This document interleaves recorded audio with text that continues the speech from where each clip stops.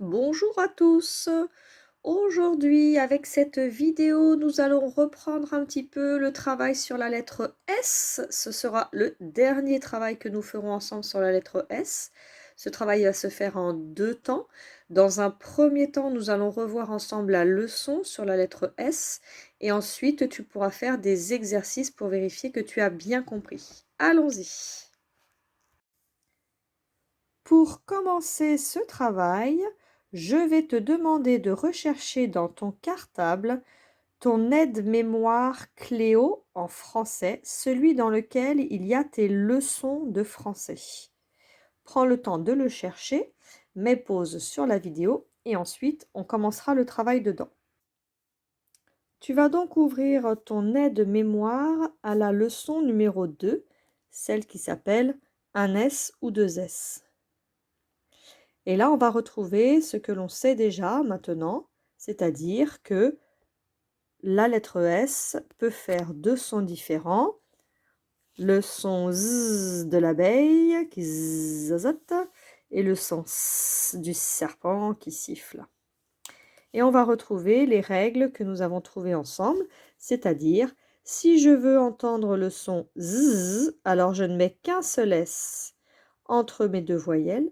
Par contre, si je veux entendre le son S, je dois écrire deux S entre deux voyelles.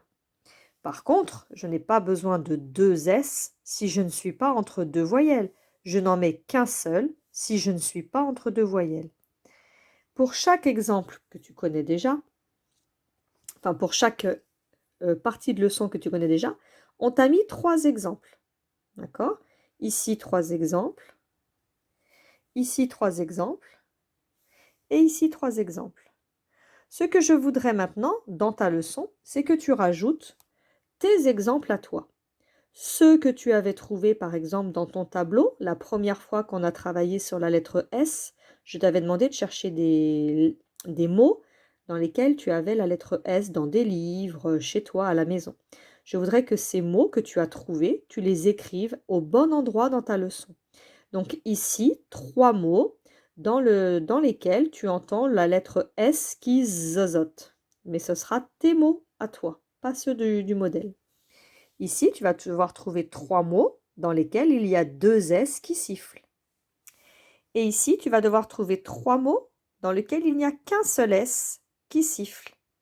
Sers-toi de ceux que tu avais déjà trouvés et rajoute-en d'autres si jamais il en manque pour remplir ce tableau. Voilà la première partie de ton travail. Tu prends donc le temps de mettre pause, d'aller faire ce travail et ensuite tu pourras faire la suite de cette leçon.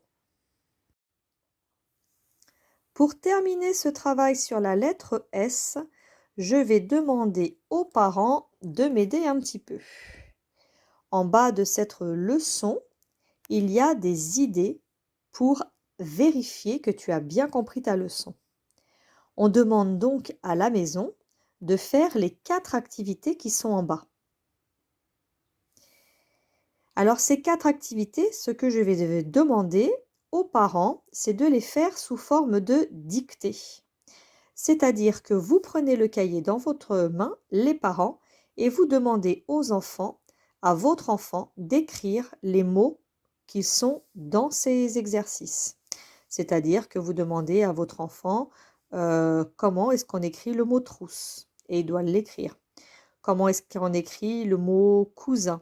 Alors normalement, c'est des choses qui se font à l'oral, mais là, j'aimerais que ça se fasse sous forme de dictée, parce que je trouve que c'est plus facile de se rendre compte quand c'est écrit.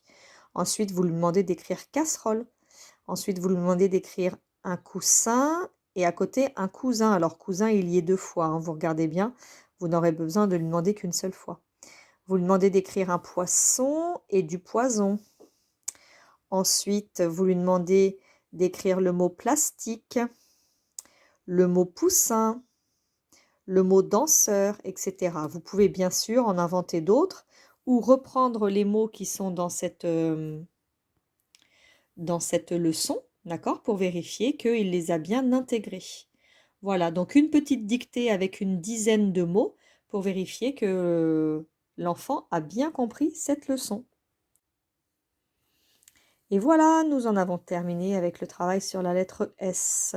Bon courage à tous, gros bisous et à bientôt.